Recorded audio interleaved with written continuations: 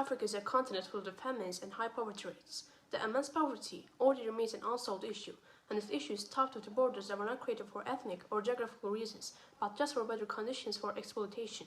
Today, we're going to talk about a state that ranks as even one of the worst countries on the continent, Zimbabwe. The region that Zimbabwe is located in actually hosted various different ethnic groups, but those ethnic groups are actually accepted as two different nations due to the languages and belief similarities between those nations, Ndebele and Shona.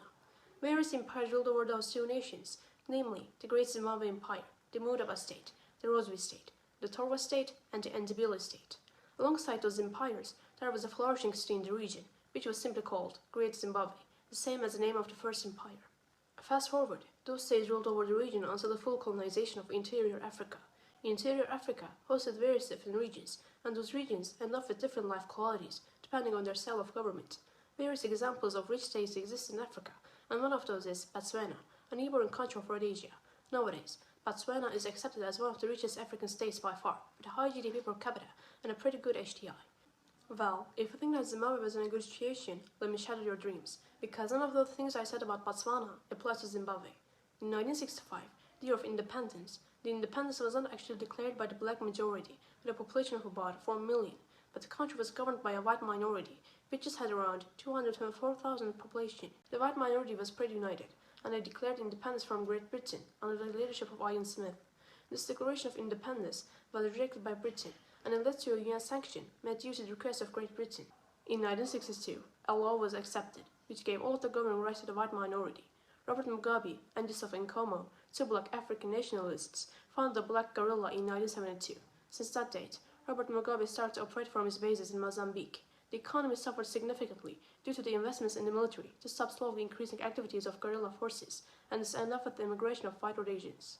In 1977, Smith started negotiating with the black leader Bishop Muzorewa, and in 1978, a law was accepted which gave black Africans the upper hand in the parliament.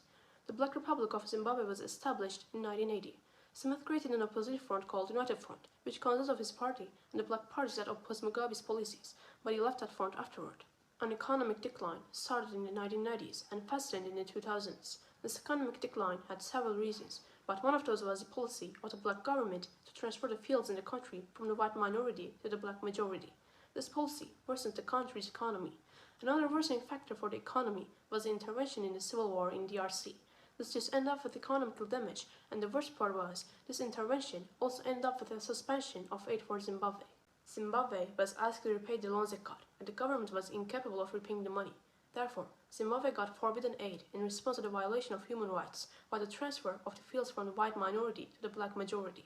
The agricultural activities in the fields of Zimbabwe rely on the production of corn, as it used to rely on it in the past. However, there is one major thing that was produced widely in the region. Its production skyrocketed in the 21st century: tobacco. Tobacco production in Zimbabwe skyrocketed in the 21st century. This was due to the general decline in agricultural production. However, even though not being in its most glorious days, agriculture is still equivalent to 15% of the economy. Other industries hold crucial importance for the economy of Zimbabwe, as well as other factors. For example, the mining sector is equivalent to less than 10% of the total GDP of the country and 5% of the labor. Meanwhile, income taxes accounted for half of the country's total revenues. In conclusion, the crisis of 1990-2000 was one of the most effective years in Zimbabwe's economic history, as the pro-black policies followed at the time were extremely damaging to the economy. All of those events led them up to this point. I hope you liked our video, and please subscribe.